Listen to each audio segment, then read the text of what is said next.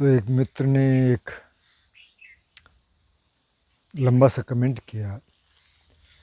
उसमें उन्होंने कहा कि प्रैक्टिस से उनको बहुत फ़ायदा हो रहा है, ध्यान की प्रैक्टिस से। लेकिन इससे पहले और भी कुछ प्रैक्टिसेस करते थे, लेकिन ज़्यादा नहीं। लेकिन वो कहते हैं उन्होंने अष्टावक्र गीता को सुना है, और मैंने किसी वीडियो में कहा था कि मैं और कुछ ज़्यादा सुनता नहीं हूँ इधर उधर का। तो उन्होंने कहा आप जो पहले का सुना है वो एक तो आता है, दूसरा अष्टावक्र कहते हैं कि भाई किसी कर्मकांड की ज़रूरत नहीं है, लेकिन कर्ता भाव ख़त्म हो जाए। तो वो कहते हैं कि जब ध्यान कर रहे हैं तो कर्ता भाव नहीं है क्या। और ये जो सुना हुआ है जो आ रहा है तो उसका क्या करें, तो कई बार डाउट होता है कि मतलब ये सही है कि ये सही है। तो डाउट्स तो आएंगे, लेकिन अब जो मैं कह रहा हूँ कि मैं सुनता नहीं हूँ, तो मैं इसलिए नहीं सुनता कि मेरे लिए वहाँ कुछ है नहीं। जो जो रास्ता मैंने चुना है अभी इसमें बहुत जाना बाकी है, और जितना जितना मैं गया हूँ एक्सपीरियंस से लग रहा है कि सही है। तो और चीज़ें भी ज़रूरी होंगी, और चीज़ें भी सही होंगी। तो मैं तो इसलिए नहीं सुनता। और थोड़ा सा मैं पढ़ता हूँ तो कई बार मुझे लगता है कि यार ये तो थोड़ा सा कॉन्ट्राडिक्टरी है, तो मेरे को इसकी ज़रूरत है नहीं। फिर जो जो बुद्ध ने कहा अभी तो वही सुनना वही पढ़ना बाकी है, और उस रास्ते पे चल रहे हैं, प्रैक्टिस है।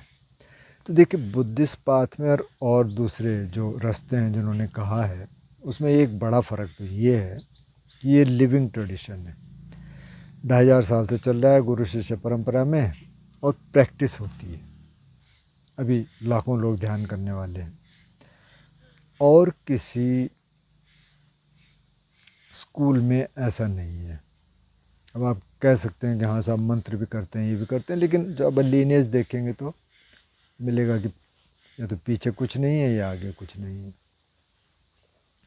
जैसे अब शिव डामर तंत्र में कई लोग कहते हैं कि साहब 200 तरह की ध्यान विधियाँ हैं, लेकिन अब ध्यान विधियाँ कराई कहाँ जाती हैं।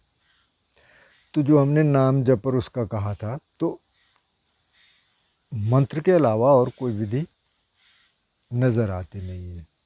अब विधियों की बात तो सब ने की होगी।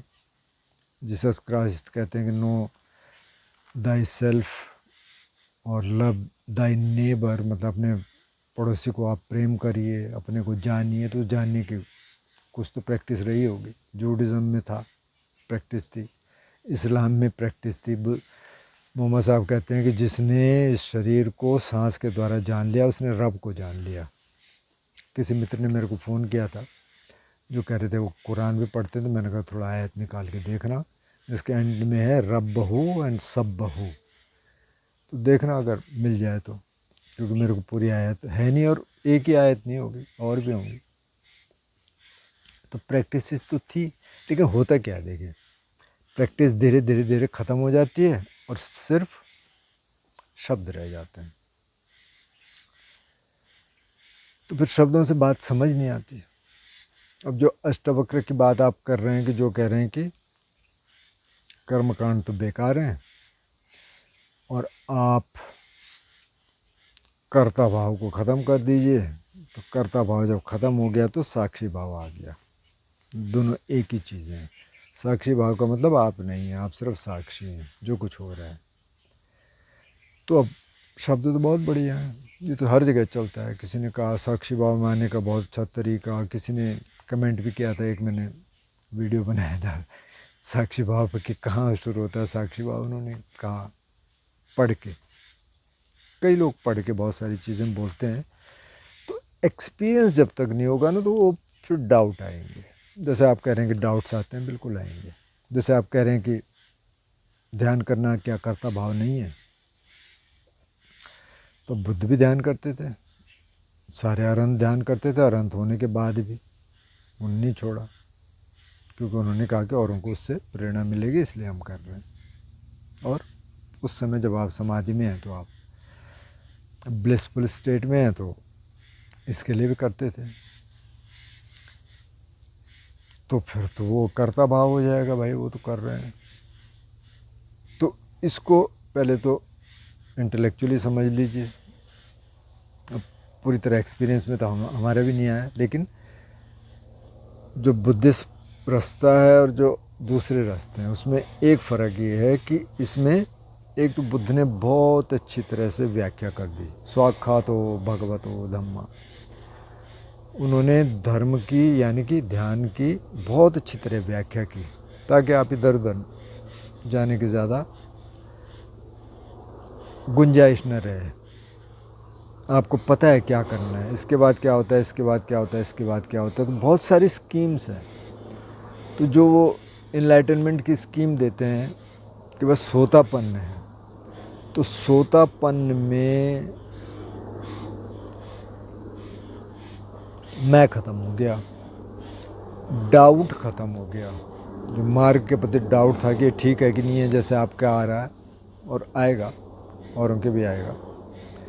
और एक कर्मकांड ख़त्म हो गया। तो वहाँ आप अष्टावक्र जो कह रहे हैं वो बुद्ध कह चुके हैं पहले कि भाई यहाँ कर्मकांड भी ख़त्म हो गए, मैं पूरी तरह ख़त्म हो गया, डाउट ख़त्म हो गया। तो अब तो रास्ता बहुत क्लियर हो गया। वो पहली डुबकी जब लग जाएगी तब ये डाउट ख़त्म होंगे, तब एक कर्ता भाव ख़त्म होगा, तब आप साक्षी भाव में आ गए।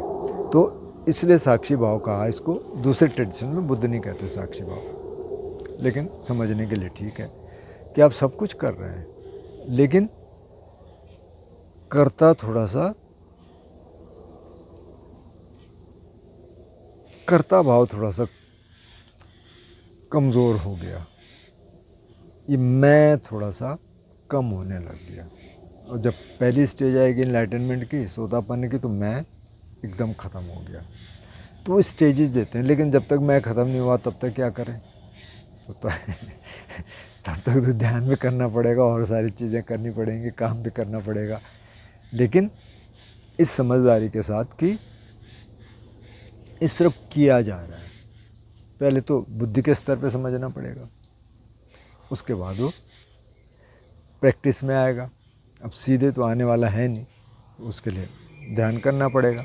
तो उन्होंने दूसरे फिर कई मॉडल दिए। तो एक मॉडल क्या दिया, समाधि वाला मॉडल दिया उन्होंने कि जब आप समाधि में जाते हैं, अब वो क्षणिक समाधि से ही शुरू हो जाते हैं। जैसे आप ध्यान में बैठते हैं ना, थोड़ा बहुत आपके विचार कम होने लग गए, थोड़ा क्षणिक समाधि लगने लगी। क्षणिक समाधि का मतलब थोड़ा गैप आने लग गया विचारों में। तो वहीं से साक्षी भाव शुरू हो गया, क्योंकि आप क्या देख रहे हैं, आप माइंड को देख रहे हैं। और थोड़ा थोड़ा ये आने लग गया कि मेरा मन नहीं है, ये विचार है। जहाँ मूल्यांकन हो गया कि अब ये विचार अच्छा है, ये ख़राब है, तो तब तो मैं आ गया। लेकिन जैसे ही थोड़ा सा मूल्यांकन गिरा, थोड़ा सा मूल्यांकन कम हुआ, वहाँ साक्षी भाव आना शुरू हो गया। उपचार समाधि में आएंगे, थोड़ा सा बढ़ जाएगा। पहली समाधि में आएंगे तो और बढ़ जाएगा। ऐसी दूसरी, तीसरी, चौथी समाधि में आएंगे तो वहाँ तो कुछ है ही नहीं। वहाँ न विचार है, न मन में प्रीति है, न बॉडी में सुख है, कुछ नहीं है। बस एक स्पेस है, उसमें आप हैं। तो समाधि की बहुत ऊंची स्थिति है, जहाँ तक जाना थोड़ा मुश्किल है। लेकिन अगर क्षणिक समाधि और उपचार समाधि की ही बात करें तो वहाँ थोड़ा थोड़ा समझ आने लग जाएगा। अच्छा, तो फिर ये समझ आने लग जाएगी कि ये विचार मेरे नहीं है, ये मन का फंक्शन है। जो चित्त है उसका ये फंक्शन है। विचार आते हैं जाते हैं, जो पहले की मेमोरीज़ हैं उनके आधार पे आते हैं, या उससे भी पहले के जो कर्म संस्कार हैं उनके आधार पे आते हैं, जिनका हमें कई बार पता भी नहीं है कि क्या क्या है, क्या क्या नहीं है। अब जैसे सपने आते हैं, तो सपना कौन देख रहा है? वहाँ तो करता नहीं है ना करता तो सोया हुआ है तो देख कौन रहा है फिर? तो चित्त वहाँ भी चल रहा है। जैसे कई साथियों के कुछ कमेंट्स थे, उनके आपस में भी चल रहे थे कुछ कि अब मैं ध्यान से पहले मेरे को पता नहीं चलता था, लेकिन अब ध्यान है ना, तो मैं दिमाग में थॉट्स चलते रहते हैं। तो जैसे आधी नींद और आधी जागरण की अवस्था है, तो उसमें के थॉट देखते हैं। तो बेसिकली हो क्या रहा है यहाँ हो ये रहा है कि पहले तो आप अवेयर ही नहीं थे, अब आपकी अवेयरनेस आ गई तो अब ज़्यादा दिखने लग गया। तो ये जो बीच की स्थिति है, जहाँ कि ना तो आप पूरी तरह सोए हैं ना पूरी तरह जागे हैं, तो अगर आप देखें कई बार अपने ड्रीम्स को, अपने सपनों को, तो सपना क्या है? दिन में तो हम सोचते हैं, इमेजेस बनती हैं दिमाग में, लेकिन वो ऐसे दिखती नहीं है बाहर। सोए हुए में क्या होता है, सपने में क्या होता है कि वो इमेज हमको बाहर दिखने लग गई। जैसे हम कहीं गए, हमने कुछ खाया तो खाना उधर आ गया, खा भी लिया। कहीं चले गए, उड़ भी गए। जैसे मैं काफ़ी उड़ता हूँ सपने में, कई लोग उड़ते होंगे, तो सामान्य रूप से तो नहीं होता, लेकिन जैसे मन में थॉट आया वो होने लगता है, वो इमेजेस आ गई।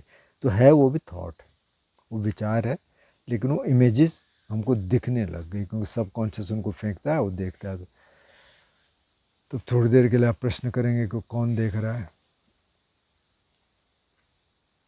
कोई तो है ना, एक्सपीरियंस है। जब हम जाग जाते हैं तो हम कहते हैं अरे सपना था यार, मतलब कुछ नहीं था, लेकिन उस समय के लिए तो रियलिटी है। उस समय तो एकदम से वहाँ हैं हम है ना। तो वो थॉट ही है, वो विचार ही चल रहा है। और सपने में कई बार कैसे सपने आ जाते हैं कि कहीं बहुत दूर कोई घटना हुई, वो सपना आ जाता है। कई बार कि पिछले जन्म का कुछ आ जाता है, जिनका हमें लगता है कि यार ये क्या था, ये पता नहीं। ज़्यादातर सपने तो रोज़मर्रा का होते हैं, हमें कुछ खाया, कुछ पिया, दिन में कुछ हुआ, किससे मिले, वो आ गए। तो अब वहाँ तो कोई करता है नहीं, तो बस ये वाला करता तो वहाँ ख़त्म हो गया, लेकिन वो चल रहा है। तो अब एक कर्ता भाव अगर आप एकदम से ख़त्म करना चाहेंगे तो आपके चाहने से कुछ होगा नहीं। तो प्रक्रिया क्या है? प्रक्रिया यही है कि आप पहले तो समाधि तक पहुँचें। जैसे आपकी थोड़ी समाधि लगनी शुरू होगी, थोड़ा समझ आने लग जाएगा। कर्ता भाव एकदम ख़त्म तो होगा नहीं, एकदम से आप साक्षी भाव में आ जाएंगे ऐसा होगा नहीं। लेकिन कब आएगा वो ध्यान के ही दौरान आएगा। वो सिर्फ बातों से आने वाला है नहीं, बाकी बातें तो बहुत हैं, सब जगह बातें ही हैं, क्योंकि प्रैक्टिस नहीं है। जब प्रैक्टिस नहीं तो बातें होंगी। अब जो अष्टावक्र कहे गए वो कितनों को समझ आ रहा होगा? समझ उसको आएगा जो प्रैक्टिस कर रहा होगा। नहीं तो अष्टावक्र गीता तो बहुत लोग पढ़ते हैं, या दूसरी गीता बहुत लोग पढ़ते हैं। जिनाचार्य की मैं बात कर रहा था कि वो कहते हैं कि ध्यान से क्या हो जाएगा, वो गीता पे ही प्रवचन करते हैं बहुत लंबा चौड़ा कार्यक्रम है उनका, बहुत सारे वॉलंटियर्स हैं जो चंदा इकट्ठा करते हैं किसी ने मेरे को फ़ोन किया कि मेरा तो दिमाग ही ख़राब हो गया, मैं इनके साथ काम करती थी 2-3 साल, और अब तो बिल्कुल वही आ गया दिमाग में। जैसे आप कह रहे थे ना कि वो पुरानी चीज़ें याद आती हैं, उनको तो इतना हॉन्टिंग हो रहा था कि उन्होंने मेरे से बहुत देर तक बातचीत की एक दिन कि क्या करें। मैंने कहा तरीका तो यही है, आप ध्यान करें, धीरे धीरे फेड हो जाएगा, लेकिन मेमोरी तो रहेगी। लेकिन ऐसे नहीं रहेगी कि बिल्कुल आपको बाट काटने के लिए आ जाए, लेकिन मेमोरी तो रहेगी। तो वो तो रहेगा, लेकिन आप एक रास्ते पे चल रहे हैं, उस रास्ते से फ़ायदा हो रहा है तभी चलेंगे, नहीं तो क्यों चलेंगे? अगर फ़ायदा ही नहीं होना है तो उस पर चलने का कोई मतलब नहीं है। लेकिन ये देखने के लिए कि फ़ायदा हो रहा है कि नहीं हो रहा है, आपको थोड़ा चलना पड़ेगा। अब आप 2 कदम चले आ गए तो उससे तो कुछ होगा नहीं। मैं एक छोटा सा किस्सा आपको सुना देता हूँ हमारी किसी एक्सटेंडेड फैमिली में किसी ने हनुमान जी के व्रत रखे हैं, मंगलवार को होता है, तो 2 व्रत रख लिए। तीसरे व्रत के दिन, मतलब मंगलवार था उस दिन, वो अपनी बहन के यहाँ गए, तो और लोग भी बैठे हुए थे। उनकी बहन चाय बना के लाई और नमकीन वगैरह, बिस्किट वगैरह जैसे लाते हैं लोग घर में, रखे। कुछ काम के लिए किचन में गई तो इनके भाई थे, वो खींचे अपनी तरफ प्लेट, मतलब है भी, उनका पेट भी है और मतलब खाने पीने वाले हैं। फटाफट नमकीन बिस्किट भी, और तो बात कर रहे हैं, वो अपना खाए जा रहे हैं। उनकी बहन आई तो उनको बहुत बुरा लगा। बुरा लगा मतलब उनको लगा कि यार मेरे कारण इनका व्रत टूट गया, इनको शायद ध्यान नहीं रहा होगा। तो उन्होंने कहा अरे भाई जी ये तो बहुत गलती हो गई। बोले क्या? अभी तो मुंह में हाँ यूँ करा, मतलब बोला भी नहीं जा रहा ना, मुंह भरा हुआ है। तो खाया, हाँ क्या हुआ? कि नहीं आपका तो व्रत टूट गया। अरे कि व्रत कुछ नहीं है, मैं नहीं रखा व्रत। कि आपने 2 व्रत रखे तो तीसरा? अरे कि कौन से उस हनुमान ने मेरे को कुछ दे दिया 2 व्रत में? कुछ तो हुआ नहीं, तो मैंने तो रखा नहीं।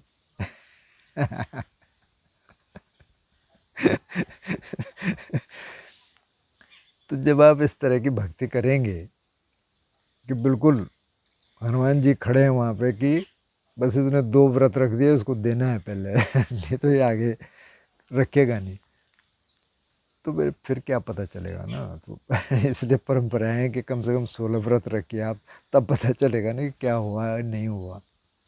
तो ऐसे अगर मतलब 2 4 6 महीने आपने ध्यान कर लिया फिर छोड़ दिया, क्या होगा? बहुत सारे लोग हैं ऐसे, बहुतों को मिलते हैं। ध्यान किया, बहुत अच्छा रहा, नशे छूट गए, ध्यान करना छोड़ दिया, नशे वापस आ गए, प्रैक्टिस नहीं है, ख़त्म। तो प्रैक्टिस करनी पड़ेगी, फिर जाके बातें समझ आती हैं। वैसे आप प्रैक्टिस कर रहे हैं, जिनका इस प्रश्न था, तो बहुत अच्छा, धीरे धीरे पता चलेगा। डाउट आ रहे हैं तो अब वो डाउट्स का पूछिए, जैसे आपने पूछा है उनसे पूछिए जो जवाब दे सकते हैं। ऐसे ही किसी से मत पूछ लीजिए, जैसे जिस आचार्य की बात मैं कर रहा था, किसी ने ध्यान की बात उनसे पूछ ली, बट जब वो ध्यान ही नहीं कर रहा है तो आप उनसे ध्यान की बात क्यों पूछ रहे हैं भाई? आप उनसे पूछिए ना जो ध्यान करते हैं, तो वो बताएंगे कि ध्यान कितना इम्पोर्टेंट है। अब जो कर ही नहीं रहा है, जिसकी भाषा इतनी अग्रेसिव है, उससे क्यों पूछ रहे हो? तो प्रश्न पूछिए जो जवाब दे सकें, और जिनको आपको लगता है कि हाँ भाई इनका एक्सपीरियंस है, पूछनी चाहिए। और कई बार खुद को पूछिए कि अच्छा ऐसा है तो कैसा है, और ऐसा है तो कैसा है, क्या हो सकता है। थोड़ा पढ़िए, सुनिए, बहुत सारे सूत्र हैं, बहुत सारे लोग हैं जो सूत्रों का पाठ करते हैं, या बहुत सारी किताबें भी होंगी, हिंदी में भी होंगी, इंग्लिश में तो बहुत सारी हैं। तो वो पढ़ते रहिए, इस मार्ग पे चलते रहिए। इस मार्ग का सबसे बड़ा फ़ायदा ये है कि ये प्रैक्टिकल है, और वो प्रैक्टिस अभी ज़िंदा है, लिविंग ट्रेडिशन है। औरों में लिविंग ट्रेडिशन नहीं है, चैंटिंग कर लेंगे, ये सब कर लेंगे, वो हमेशा रहता है, लेकिन इसमें ध्यान है। तो ये हमारी खुशकिस्मती है, और अभी रहने वाला है, और बहुत लाखों लोग करते हैं। 2500 साल से ये अनब्रोकन चेन चल रही है, आगे भी चलती रहेगी कुछ समय। तो आप प्रैक्टिस करते रहिए, और सवाल भी पूछते रहिए।